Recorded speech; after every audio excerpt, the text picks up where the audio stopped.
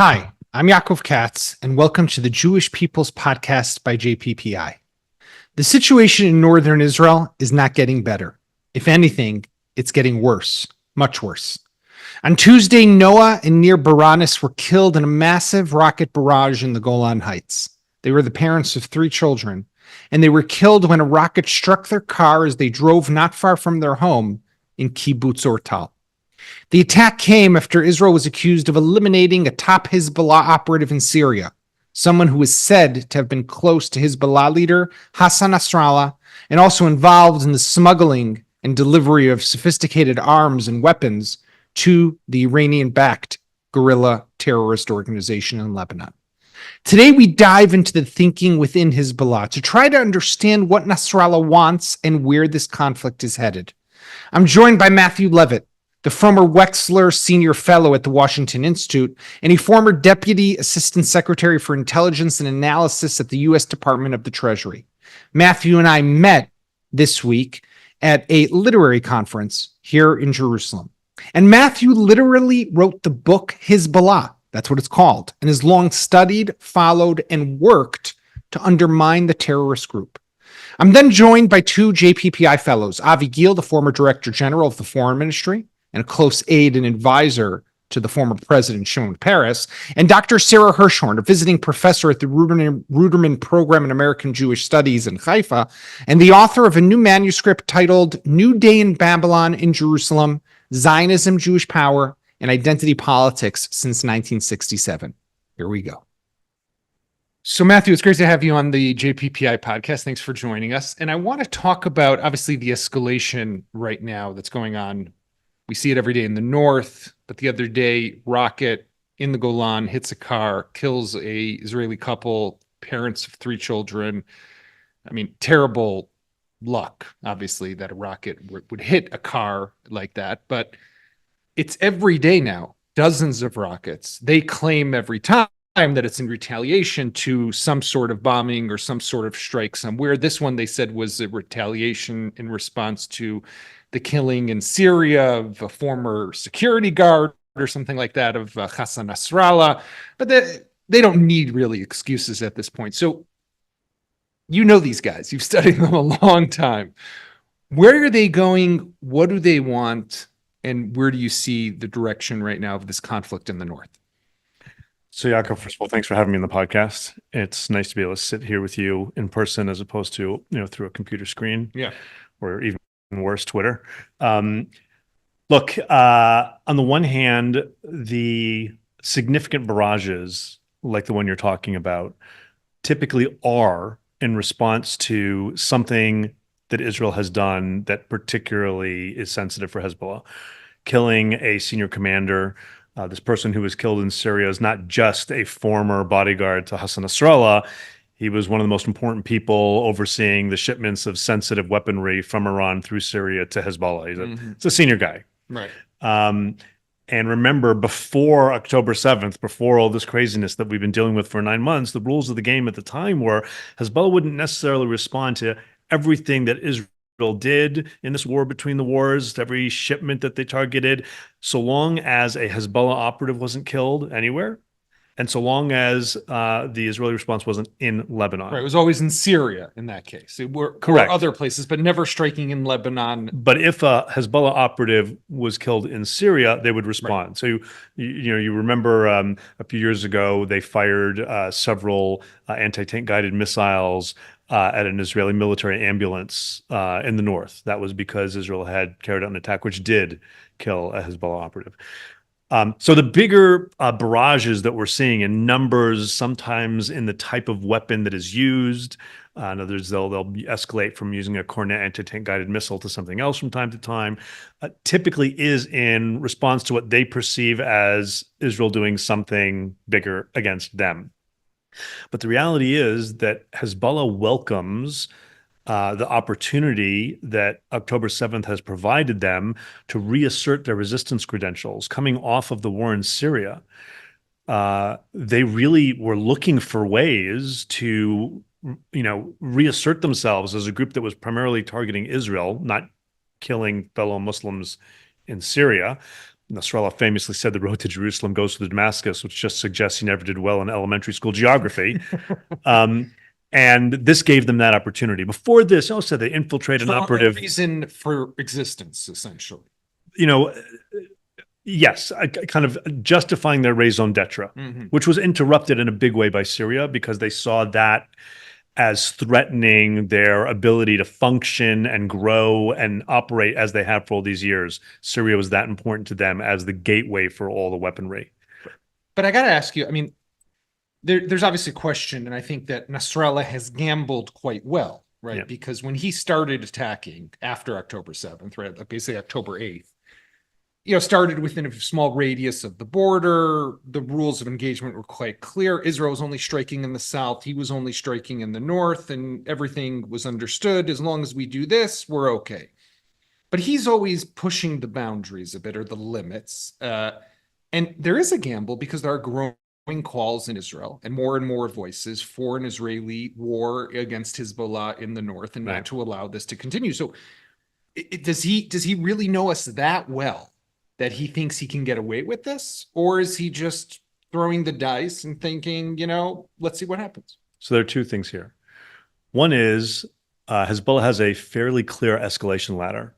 I wrote about it several months ago already, and they are adhering to that. There are ways for them to escalate up and escalate down. I think it's clear their preference is to be able to continue this level of fighting. They've taken big losses, but not so big that it stops them from being able to fire rockets regularly or anything like that. Even as they don't want full-scale war, not because they're soft on Israel, but only because, A, the economic crisis in Lebanon is such that basically no one in Lebanon wants to invite the kind of destruction that a war would lead to. Remember, before October 7th, there was this kind of little kids in the sandbox back and forth between Israeli leaders and Hezbollah leaders. No, I'm going to send you back to the Stone Age, and I'm going to send you back to the Stone Age. And now after everybody looks at Gaza, people will understand like both sides are serious. And the second thing is, yes, Nasrallah really does believe that he's got a sense of Israel, his finger on the pulse. He is the Israel whisperer for the Iranians. And I think kind of before October 7th, as they were trying to figure out how do we reassert our resistance credentials, they were doing these little things. They flew a drone towards the Karish oil field.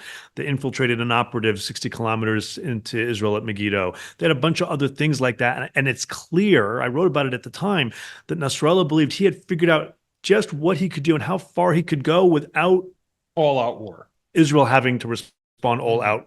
Exactly. Now, what he's saying is, look, we are acting in defense of Palestinians, by which he means Hamas.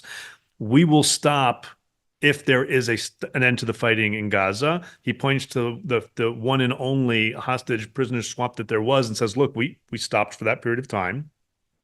The deputy chief of Hezbollah, Naim Qassem, has said, but something less than that, a partial pause, whatever, that probably wouldn't be enough. And he's forcing Israel to make the decision. He understands that for Israel, how long can Israel be expected to just allow rockets to fly into the country? 9 months? Tell me any other country in the world that would tolerate this, let alone whatever it is, 70 to 90,000 civilians depopulated from the north. He doesn't want to start a war, but it's very clear that they won't back down from one if Israel starts it, which is why there's this massive diplomatic effort. Americans, French, Germans, intelligence, open diplomats trying to find a way to convince Hezbollah to not really redeploy, because these guys live in the south, but to stop firing from within a 7 to 10 kilometer radius, which is not a random number. It's the 10 kilometers at the outer reach of these Cornet anti-tank guided missiles that have been primarily, not only, but primarily what they've been shooting. Which leads basically to the assumption that I hear a lot, or the assessment I hear a lot from Israelis and I hear also from American officials, is that, if he wanted war, there's an easy path. You fire off a barrage to Haifa, to Tel Aviv, or anywhere else deeper, and then Israel would obviously have to retaliate in a way to, for example, into Beirut, and then we're on our way to that all-out conflict. But we've almost had that a couple of times, not firing to Haifa or Tel Aviv, but they've fired rockets at Tzfat, where Northern Command is headquartered, and they've missed what they were firing at because they're not wasting their precision-guided missiles for this stage of fighting. And they've come close to hitting a hospital in one instance. There have been a few instances where if things went a little bit differently, we would have been having a completely different conversation right now. 100%. And this is part, Israel is containing this for the most part. So let's talk about that, though, that containment policy, because that shattered in our eyes, before our eyes on October 7th, when it comes to Hamas and Gaza. But we're still kind of upholding it in the North under this belief that either now's not the right time, or maybe we are genuinely deterred and we are scared. Maybe we don't have enough weapons, which no one will ever admit because that would be bad to admit. But we need to have enough weapons to be able to prosecute that war.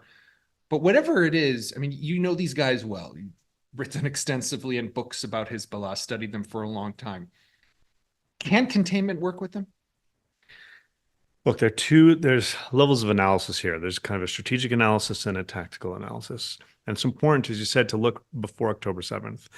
I had conversations with Israeli officials, primarily on the north, not in the south, over years, saying, look, your policy of saying that the military leadership and the political leadership want their directive was to maintain the calm is effectively just kicking the can down the road. Because every year I'd come and I'd get briefed on not the fact that the threat still remains, but how much worse the threat got, how many more weapons they had, how much, it was leading somewhere, because Hezbollah isn't collecting these rockets to use them just anytime they can.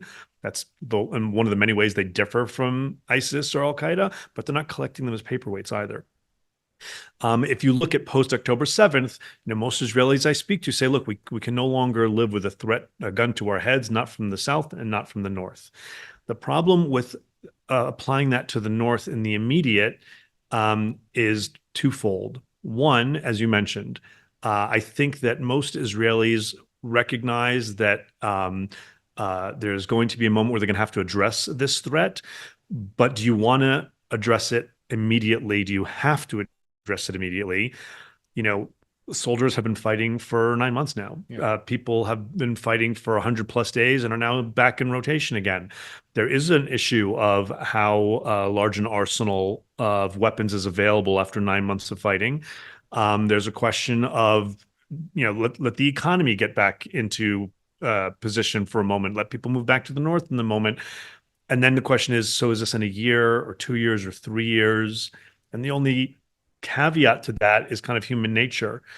If you get to a point, please God, where the war ends and something not terrible is established in Gaza and people can get back to their lives, I think you'll find many Israelis who today are saying we got to deal with Hezbollah now. The desire to go back to normal is always strong. Who will say, exactly, please, I need to be normal. But I think that the leadership, including the leadership that is to come when the current leadership moves on after the crisis we're dealing with now, is probably going to feel like we have to deal with that.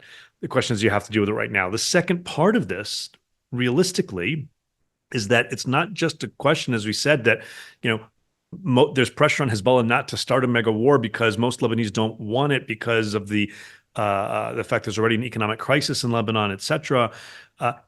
There's the same situation on the Israeli side. It's not clear to me that all Israelis fully appreciate that a full-scale war with Hezbollah would be a war like Israel has never fought. Yeah. Not only because it would be with an adversary that is extremely capable, that makes Hamas look like child's play, but because it would be largely fought in Israeli territory at the same time that it's being fought on Lebanese territory. Because of rockets or because of infiltration? Because of rockets primarily. Right. So rockets, drones, etc. So you have the potential to see significant critical infrastructure taking hits, and hospitals and airports and seaports, aside from desalination plants and the electrical grid, and then significant human casualty, death and injury. So the home front component is also very, very serious. There's one other reason, by the way, why Hezbollah doesn't want a war in this moment. It's not just this domestic issue and the Lebanese economy. It's also the fact that Iran, over the last 9 months, has really pushed the envelope on its nuclear file. And Iran sees these Hezbollah weapons as being the single most effective deterrent against Israel or anybody else.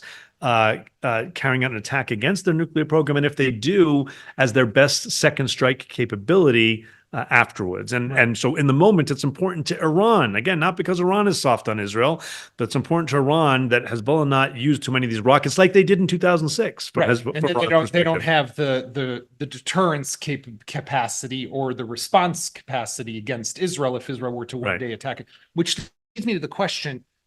I mean, obviously, there's a lot of considerations. Does Israel want to go to a bigger war with Hezbollah? And you mentioned them. I mean, before what I want to say about Iran, when you think about Hezbollah's capabilities, which are extensive, I hear those same briefings every year. They're now from 100 to 150,000 rockets, this number of missiles, this range, et cetera, this number of PGMs of precision-guided munitions. What of their capabilities concerns you? Because you talk to different people in the IDF, right? They have the Radwan forces, which are well-trained, and you mentioned they are military, they have war experience, combat experience from fighting in Syria. They're not like necessarily the Nukhba guys who were okay, but not at this level. They know how to function as units. They have command and control capabilities also for their ground forces. And then there are the projectiles and the drones. So what mostly would concern you here? There's a little bit of when you ask the question. You're asking it now. The biggest concern is the air war. The projectiles, the drones, some cyber capabilities. We assume they have even more sophisticated surface-to-sea missiles than the C-802 that they deployed in 2006. Not because, and I say this not because the Radwan forces are not a concern, they are, but Radwan forces storming across the border was a plot line that the IDF Northern Command has been preparing to deal with for years. The big shock was that it was actually done, but not by Radwan Hezbollah in the north, by Nukhba Hamas in the south. And it primarily relies on a combination of surprise and hubris. Their surprise, Israel's hubris. Those are gone now. There's a much, much larger military force on the Israeli side of the border. You can only imagine, I can only imagine the kind of intelligence forewarning effort that they have going on there. The IDF over the last 9 months has not just been returning fire to points of fire and taking out a launching tube. All of the watchtowers, all of the green without borders positions, all of the storehouses, pretty much all of Hezbollah physical infrastructure, with at least within, I'd say, 5 kilometers to the border, is gone. Right. So the Radwan force's capability to do something big and a surprise and using that infrastructure has been severely diminished. It's not that it's not a threat, but it's not the big threat. The big threat is their capability, even with Israel's kind of 4-tier, incredibly sophisticated air defense system, to put so many projectiles in the air at once that you can overwhelm that system, and then a bunch get through. And they have the ability to fire, I don't know, at least 2,000 plus rockets a day for a very, very long time. And again, that's nothing like what Israel saw even at the height of missile wars with Hamas and Palestinian Islamic Jihad in the south. But then that leads to, because they can overwhelm Iron Dome, David Sling, Arrow, etc., Israel will have no choice but to really bombard and demolish and devastate large portions of Lebanon. Which is a painful thing to think about, and the Israelis have been very blunt about it. And I don't think that Israel will be looking to demolish civilian neighborhoods. But look, in an effort to deter Hezbollah from doing this over the past few years, the Israelis have released intelligence of Hezbollah's precision-guided missile production facilities that are underground in residential neighborhoods, under a soccer field, near a mosque. You can go online, you can search this, you can find it, and you have to assume that some of those things are going to be hit. The other piece to this, by the way, that is a concern is that it's not just the air war from Hezbollah. One of the big successes that Iran has had over the last 9 months is implementing and very successfully testing what now has to be assumed to be the new normal, at least from their perspective going forward, which is testing and implementing Qasem Soleimani's idea of uniting the fronts. And so a war with Hezbollah is not only going to be fought along the blue line, it'll be fought across the Golan. It'll involve projectiles coming from Yemen. it'll involve much more stuff coming from Iraq, including things that we haven't seen come from Iraq yet. And potentially, though there's a much greater risk here in all kinds of ways, after April 13th, 14th, you can't discount the possibility that Iran gets involved itself. I think a lot of people don't appreciate how serious that threat was, and the fact that U.S. Central Command was able to partner with Israel and a couple of European countries and a couple of Middle Eastern countries to basically wholly neutralize that threat. How unbelievable an achievement that was, and it was a proof of concept that on April 12th, no one could have told you was going to work, and you can't assume will work day in, day out, night out. And by the way, isn't as applicable to the shorter range stuff that would be coming from Lebanon. So it's not just a question of the projectiles, and the Radwan guys wouldn't sit there doing nothing either. It's that this 7-front war would heat up on all 7 fronts. So before I let you go, one last question. Does it mean, after everything you just said, and trying to understand and analyze the Israeli position, but also maybe the Iranian and Hezbollah position, what you were talking about, how Iran wouldn't want them to deplete their rockets and their arsenal in a war now, would it make sense then from the Israeli perspective, if one day they have to take out or try to take out Iran's nuclear installations, that is the moment that you also deal with Hezbollah? Because if you deal with them now, you're going to have to fight that war again a second time when you go after Iran, if that day happens. And it might. Yeah. In the coming years, because of how Iran has been using the cover of the last 9 months to proceed even faster towards a nuclear capability. So should Israel be making that connection in whatever planning it's doing? Israelis make that connection. And they make that connection with trepidation because they understand what a significant undertaking it would be. There are multiple schools of thought here. It's not like that's a done deal. But there is one very prominent school of thought that says either you would need to do these simultaneously or maybe target the Hezbollah capabilities first if you had really good intelligence on where many of them are, and then immediately do the Iran thing afterwards. It's not clear. But I just will say this. I really don't think that either Israel or Hezbollah want full-scale war in the moment. But there are dynamics driving each of them towards that. And the most likely scenario is miscalculation. If someone else had been in this car other than these 2 civilian victims who were, if it had been a school bus, if it had been, the chief of staff visiting, whatever, like there's a million ways this can go wrong. Look, if you're Israel, you can't tolerate a situation where the Galilee is depopulated of Jews for extended periods of time. It's already happened, but for how long, right? Whatever happens, Hezbollah is going to have this propaganda thing going on. I can almost write the script that they're going to use saying, we told you for years that we were going to reconquer the Galilee. No one took us seriously. Now we've depopulated the Galilee of Jews for 9 months. Next time we'll do it permanently. For Hezbollah, like what we're saying now is not news to them. They understand that the Israeli threat assessment post October 7th is that Israel cannot live with this kind of a gun to their head anymore. That's done. So if you're Hezbollah, you're saying, so this is going to happen eventually. Do we want Israel to have that 1, 2, maybe 3 years to, retrain? Israel's rebuilding its whole reserve network to finish that, to get more weapons, or maybe we should do this now. There are factors driving both sides not to seek full-scale war, which I think is the overwhelming thing for each right now. But there are also other factors involved, which helps explain why neither party is saying, "Look, there's no way we're going to have a war." It is a dangerously real possibility.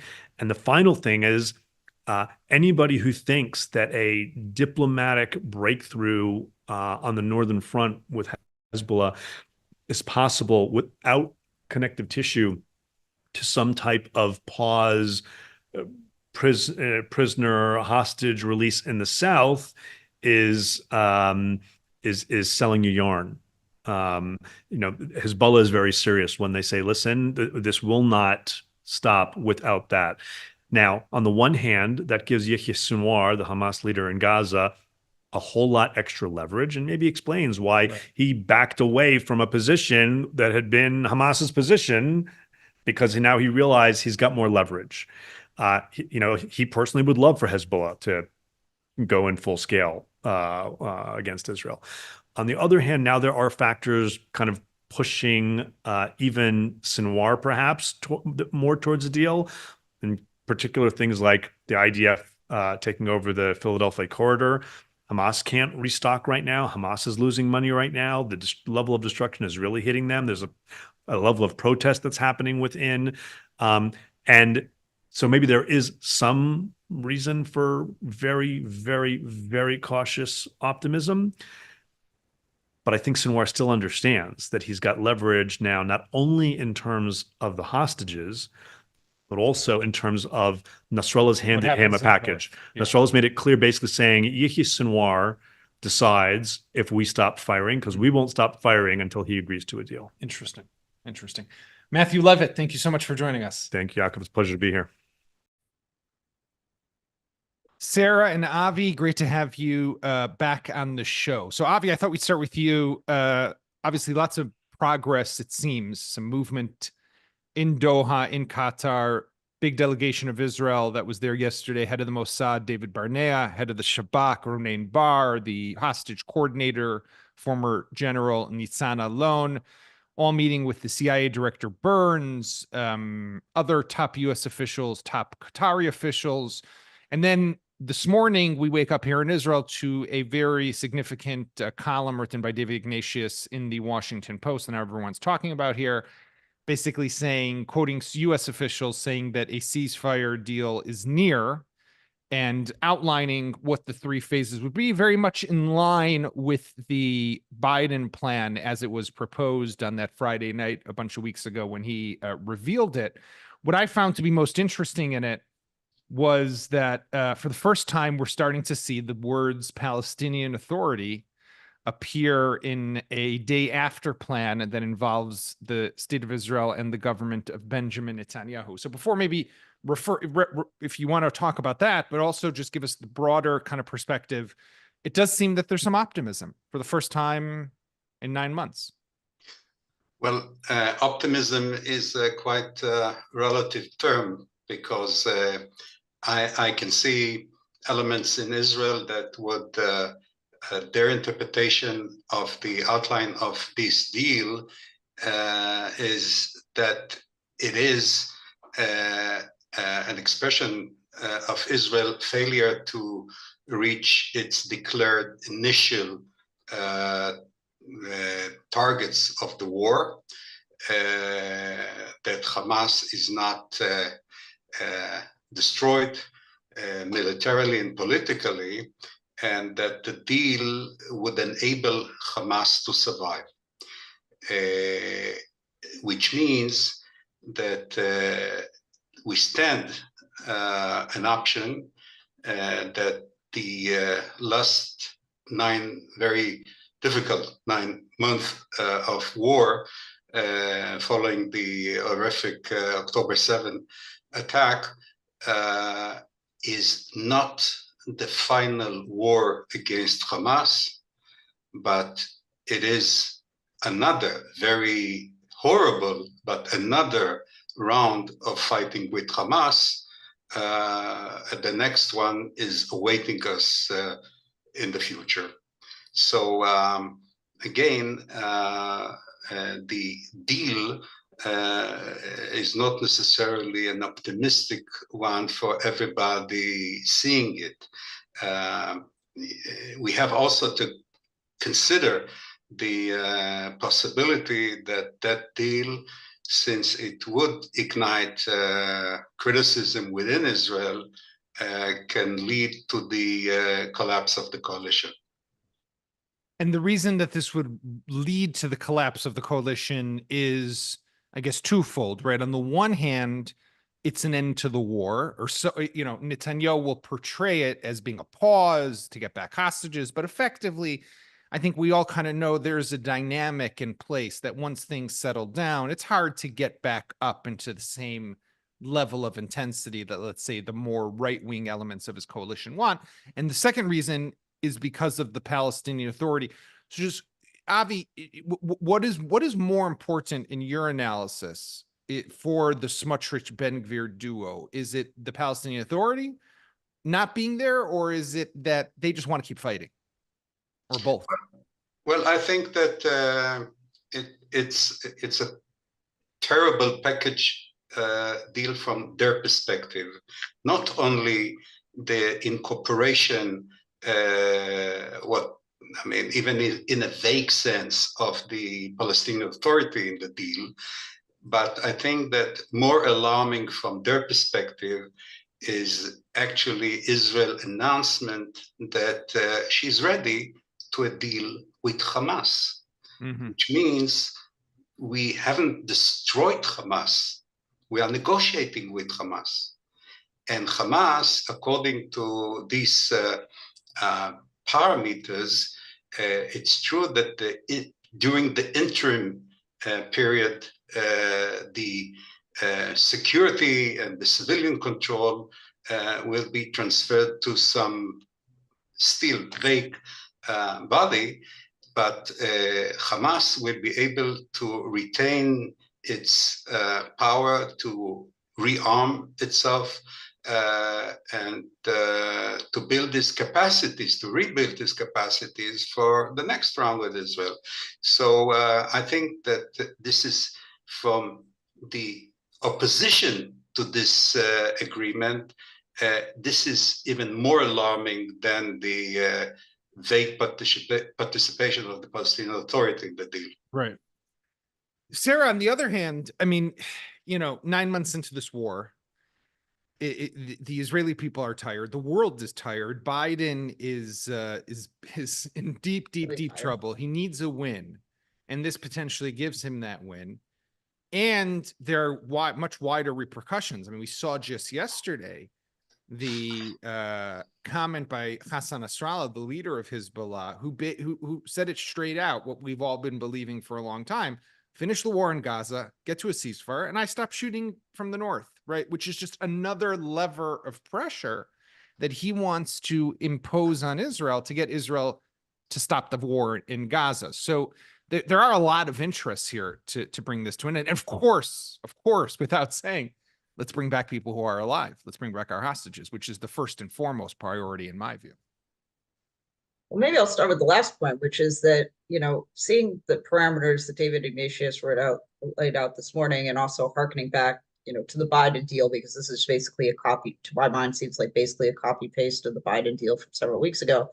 I wonder if the Israeli public may sour on this deal a little bit when they see that many of the hostages do not return home. We don't know the condition of the women who have been there for 9 months. If they're coming back with children produced by rape, if, some children who are still theoretically, we believe to be alive, do not return home. The condition of people who return home is very demoralizing. I think the Israeli public may also start to think to itself, wait, we negotiated for these hostages with Hamas. We've now left Hamas in power. This is what we get in return. And also, Israel is going to pay an extremely high price. I mean, Hamas committed a war crime and has now extracted an enormous concession to return hostages, which is the freeing of Palestinian political prisoners. And these aren't low-hanging fruit type of people who have committed small crimes. These are hardcore terrorists who will now be releasing in exchange for these hostages who may come back in very, very severe conditions. So I think the Israeli public, as this deal gets going, may lose some morale in this regard. And I wouldn't be surprised to see the deal collapse at that point, in the first 6 weeks, when the women, children, and, elderly come back, because I don't think it's going to be the homecoming that everyone hopes for. Moreover, yes, I think Biden needs a win. He's obviously in a very weak position, and he's willing to essentially, make Israel his win, instead of, because he's not sure he can win the election. He needs Israel to do that for him. And I think that's a concern for Israeli security. And I don't think that Israel should also trust Nasrallah at his word that you give Hamas a ceasefire and I'll stop. I'm not sure that that's the dynamic that's going on in the north either. I do want to, though, Sarah, one point, which is another element that fits into all of this, and that is that in 2 weeks from today, Prime Minister Netanyahu, I'm sorry, yesterday, 2 weeks from yesterday, Prime Minister Netanyahu is meant to deliver a historic, monumental, important, very much needed, I say all that with sarcasm, speech before Congress. And I don't have this from sources in the Prime Minister's office, but I think it's very hard to ignore the fact that, do you want to go to Washington while you're still attacking Gaza and you're going to be accused of, like happened a couple days ago, killing 30 people at a UN compound or school area near Khan Yunis?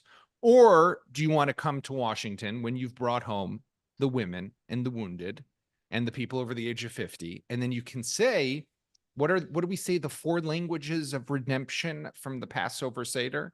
Hotzeti, Ga'alti, Heveti, and there's one I'm missing, but I brought and I delivered and I redeemed and I did something else.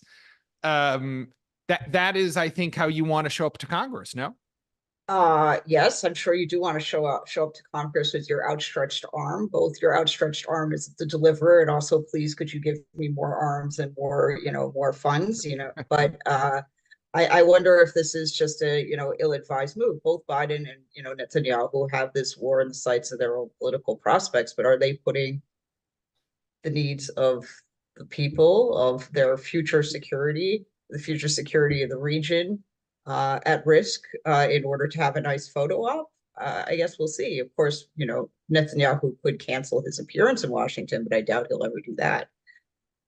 Avi, I mean, there's something remarkable when you think about this for a second, and you've been around for some time and seen prime ministers in very different situations, and some of them also in political desperation moments.